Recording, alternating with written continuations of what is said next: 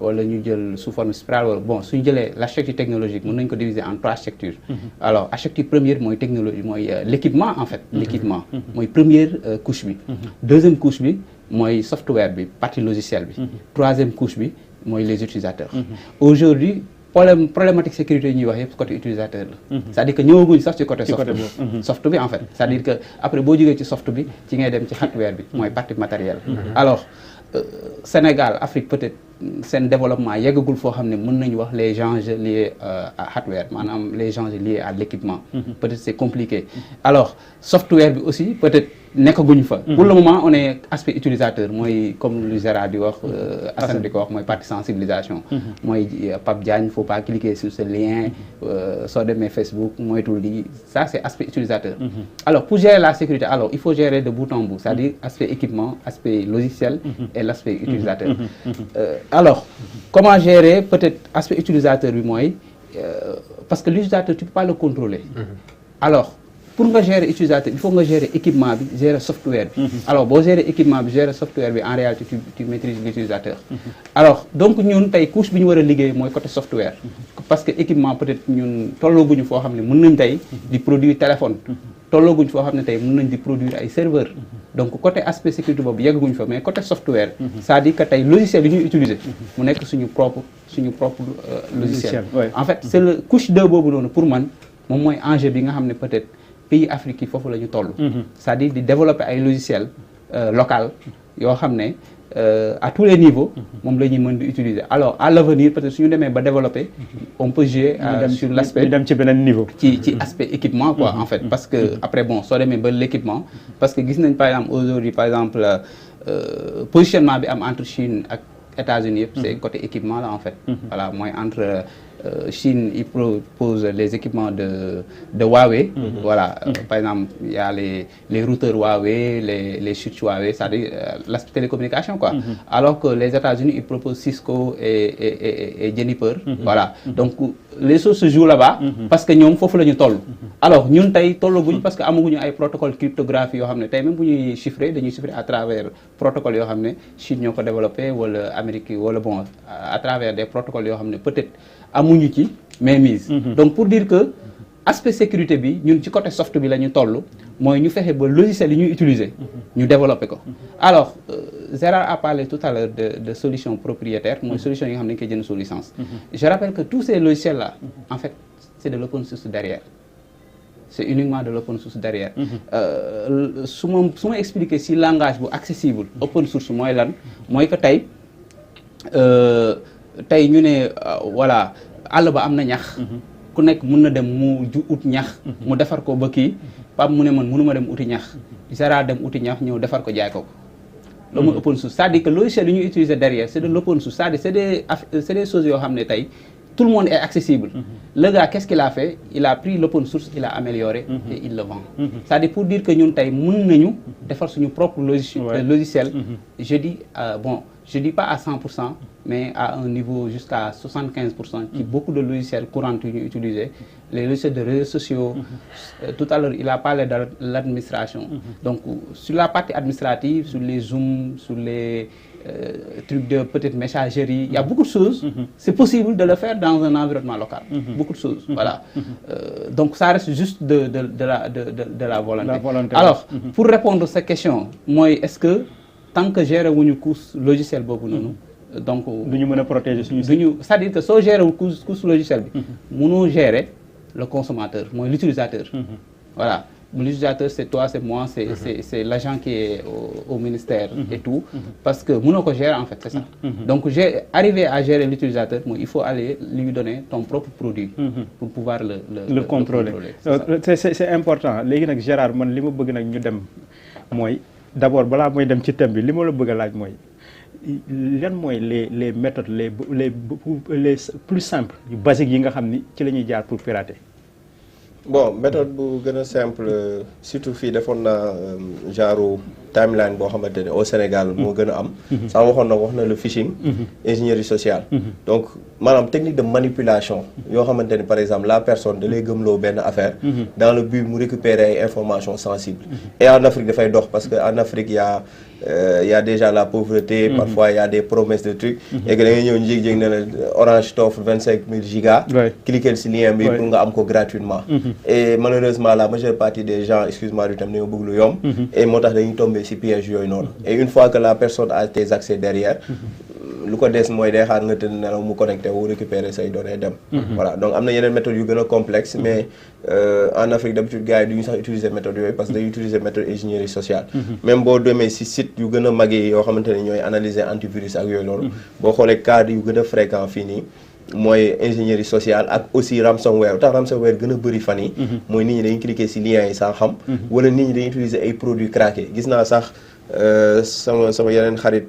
maa xëy def benn ku xarala mu publier di ne yaa leen di casse Starlink di ne souveraineté alors que yaa leen di utiliser ay données ay logiciel craqué donc logiciel craqué mooy benn logiciel boo xam ne da nga waroon fay licence fayoo ko nga utiliser benn outil boo xam ne dañ leen ne outil boobu noonu boo ko defee da koy activer mais outil boobu naka la koy activer ak naka lay demee ci ginnaaw donc la majeure partie gars yi dañuy bës ci lien bi automatiquement affaire bi créer benn virus ci ginnaaw voilà loolu c'est important parce que li ma bëgg ñu dem moom mooy attaque yi nga xam ne moom mooy am ci suñu service yi gis nañu mu commencé répété wu donc défaillance du système la incompétence la wala lan moo waral tax attaques yi di commencé di bëri ci suñu service yi nga xam ne ay services yu stratégique la aussi lan moo ko waral en tout cas question bu très important la et analyser naa ko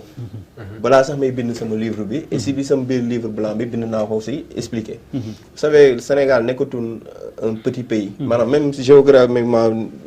mais dans le nom léegi ñëpp xam nañ kan mooy Sénégal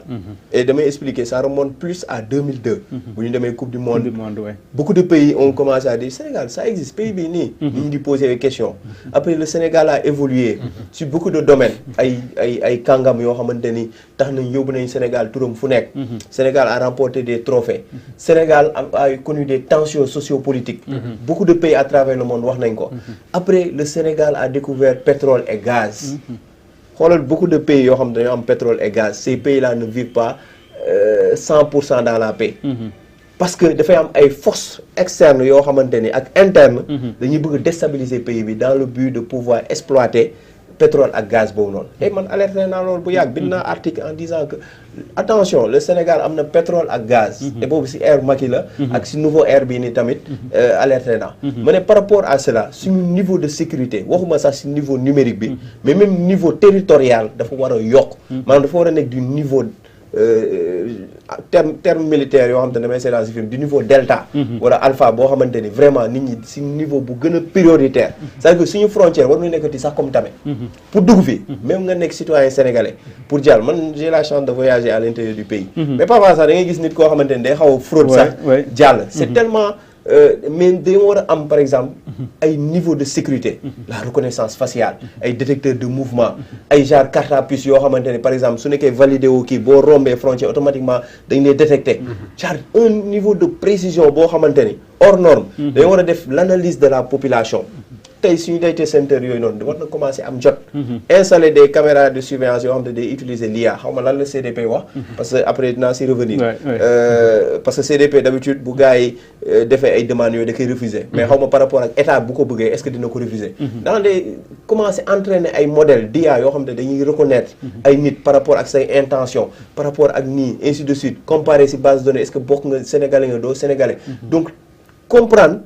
cette population maîtriser ko pas dans les grandes villes mais mën nañu ko def déjà dans les frontières def ko ci aéroports yi def ko ci zones yoo xam te ne elles sont ultra sensibles ay bâtiment gouvernemental boo fay dugg c'est pas n'importe qui war nañ mën a xam yow la kan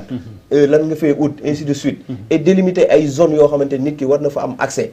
ak pas mal de choses parce que tey nii le Sénégal nekkatul un petit pays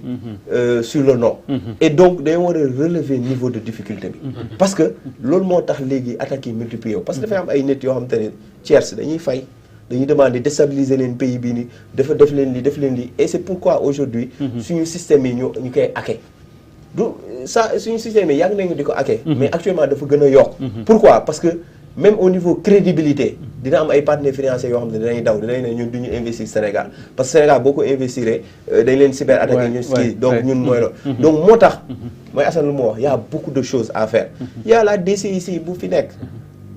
ñoom ils ont besoin de plus de moyens pour gën a mettre en place def seen liggéey parce que ñoom ñooy la haute autorité de cybersécurité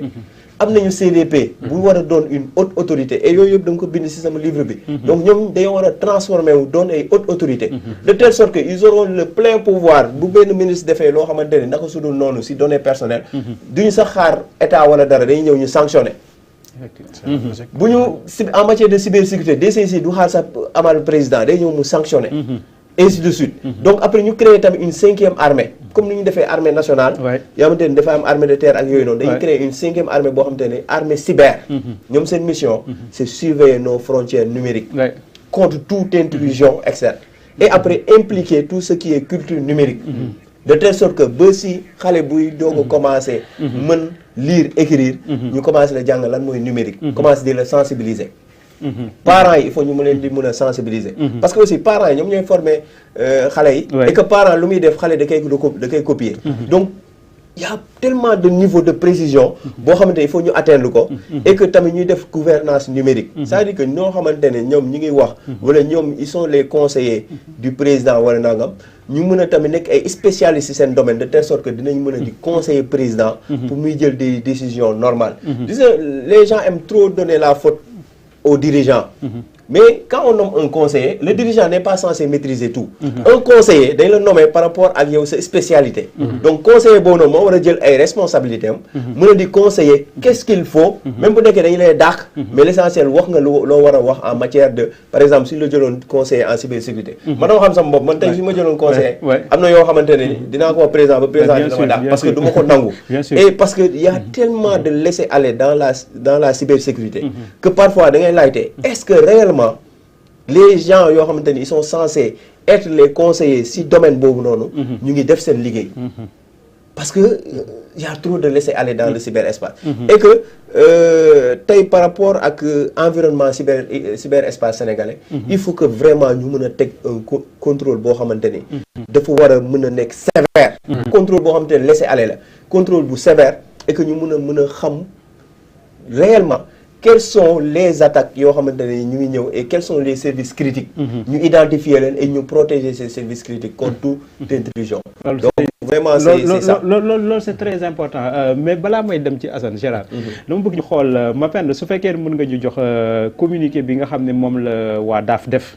par rapport à la situation su ko defee après ñu doog a continuer parce que DAF ñu ngi informer donc la direction de l'automatisation des fichiers informe l'opinion qu'à la suite d'un incident constaté dans le système de la direction de l'automatisation des fichiers, le service de production des cartes nationales d'identité est momentanément suspendu. Cependant, toutes les dispositions sont prises par les services techniques compétents pour rétablir la situation dans les meilleurs délais. La direction rassure les populations et usagers quant à l'intégrité de leurs données personnelles, lesquelles demeurent intactes. En outre, une enquête a été ouverte. Alors muy communiqué boo xam ne ñoom ñu ngi ko def tey le 5 février nga xam ne ñu ngi wax di ci attaque bi Assane communiqué bi boo ko gisee lan mooy sa jàngat ci réaction à direction de l'automatisation du fichier. waaw je pense que sànq rek ñu ngi ciy waxtaan avant ñuy démarrer. xam nga bu fekkee ne yu mel nii am na. communiqué bi c'est bien mais il faut que mu nekk communiqué boo xam ne nii il faut que ñu dem droit au but parce que man. su ma nekk au-delà de sama profil tey su ma nekk un Sénégalais lambda su ma liiree communiqué bi damay gis ne que c'est nuancé. C'est un communiqué d'accord mais il nous parle de l'intégrité des données mais quitte de la confidentialité des données. xam nga tey ces données sont exposées. boo duggee ci Twitter ce matin j'ai vu des captures yoo xam ne am na ay images nit yoo xam ne commencé nañ ko wane. des personnes yoo xam ne seen photo mu ngi génn. donc c'est-à-dire au-delà de l'aspect l'intégrité benn pilier la ci sécurité des systèmes d'information. il y a la confidentialité il y a la disponibilité ak yeneen yi nga xam ne ni tey da ciy topp. léegi ñun en tant que sénégalais yi nga xam ne ni tey suñu ay données DAF moom moo ko yoroon. suñu ay confidentialité wu données fan la ci DAF toll. ainsi de suite mooy li comme di Gérard wax sànq rek dañu nekk dans un pays où tey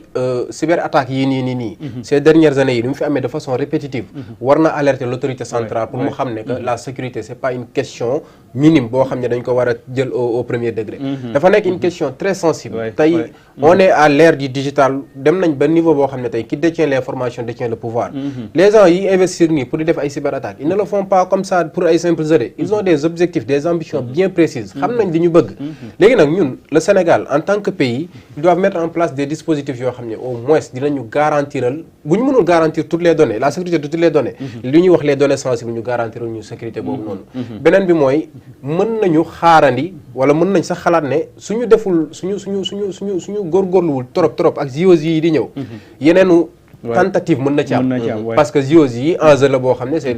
en fait c'est un événement mondial te tey ñu ngi ci à quelques mois wala quelques semaines wala quelques jours moom moo ci des dëkk seen àdduna yëpp ak ñuy bàyyi xel ñu dégg tey ay genre attaques yi nii est-ce que par rapport à la réputation de la sécurité de ce pays est-ce que dinañ ko mën a dékku moo tax daal nañ ko jël au sérieux def li ñu war a def wax li ñu war a wax li Gérard wax bu jaree ñu def des ay conclave woo les spécialistes tëgg ay stratégie yoo xam ne méngoon ak suñu réalité dëkk bañ di copier parce que lu waral tey yenn stratégie yi du fonctionner mais on copie trop le modèle des autres pays dem jël modèle européen dem jël modèle États-Unis américain ainsi de suite alors que loolu répondre ak suñu ay normes ak suñu réalité sociale donc loolu day nekk facteur bloquant par rapport à ça. C'est important man souvent bu ma gisee situation yi mel ni Mourima la question que je me pose mooy est-ce qu'on est conscient des enjeux numériques de l'heure est-ce que boo xoolee Sénégal ni ñu exposé boo xoolee ni ñuy utiliser technologie ni ñuy utiliser numérique bi je me pose la question est-ce que ñun comprendre nañ les enjeux est-ce que ñun jël nañ conscience bu baax a baax ci danger yi nga xam moo ci nekk ci li nga xam ne aussi moom la ñu mën a jural comme ay conséquences yu néfastes. Merci beaucoup Pape ci question bi exactement donc problème mu conscience boobu noonu moo posé wu quoi alors moo tax man quelque part damay wax ne souvent attaques yi ñuy subir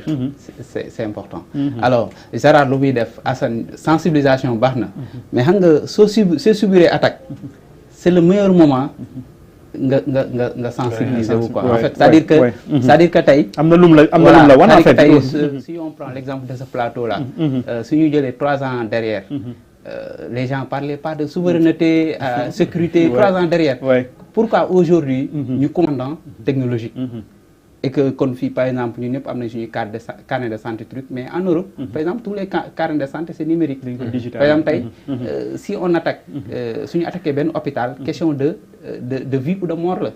xam nga te loolu chaque jour mi ngi xew Europe ñu ngi attaqué ay universités yoo xam ne ils peinent à fonctionner après l'attaque alors Sénégal yàlla mu ngi ñuy musal par exemple peut-être yenn attaques yu mag a mag yi mooy que tey xëyaguñ ñu am problème mu électricité parce que comme Gérard l'a dit par exemple Iran ils ont attaqué en 2010 leur centrale nucléaire à travers le virus des Sputnik alors Ukraine en 2016 ils ont subi une attaque où la moitié du pays il y avait pas d'électricité alors États-Unis en 2021 ils ont subi une attaque où voilà c'est-à-dire pipeline bi nga xam ne moom mooy transfert énergie bi voilà dafa posé woon alors fii nii peut-être xëyaguñ toog ay jours amuñu ndox ñu ne non dañu attaqué peut-être le système SCADA bi xëyuñu amuñu problème électricité ñu ne dañu attaqué telle chose peut-être moom moo tax voilà donc quelque part moo tax damay ne attaques yi ni ñuy subir quelque part baax na parce que ça va rendre les gens ñu conscients xam nga ñu parce que voilà boo subiree attaque dafa lay mën a permettre nga conscient ci vraiment voilà parce que tey peut-être je prends l'exemple de Pape Diagne par exemple suñu la musul agressé toujours tu penses que agresseurs yi ñuy wax ni c'est du n'importe mais un jour bis bu ñu la agressé yow di nga jël toutes les précautions ba mbedd bëpp bu ñu la mbedd bi wóorul doo fa jaar est-ce que yaa ngi comprendre suñu lépp di nga jël toutes les dispositions nécessaires parce que subir nga attaque bi tey soo demee entreprise yi nga xam ne dañuy subir attaque dëgg mooy que par exemple je prends DGID par exemple bi ñu subiree seen attaque man mun naa ne 48 heures yooyu seen DSI bi nelawul parce que ku xam informaticien bu subiree attaque pression bu muy dund loolu boo ko subiree bu jàllee en fait dafa lay permettre que Gérard lu mu doon wax voilà Gérard lu mu doon wax sànq mooy que dafa lay permettre que affaire bu ñàkk xorom sax su jàllee sur le système d'information nga analyser ko parce que en fait parce que attaque yu ñuy wax ni souvent affaire yu ñàkk xorom moo koy dugal ci SI bi. souvent da ngay gis yenn attaques yoo xam ne par exemple am na attaque yoo xam ne ci caméra de surveillance bi la ñuy jaar. Voilà ci caméra ci c'est-à-dire il passe dans les IoT. mooy objets connectés dans les capteurs yu ndaw yi. nga xam ne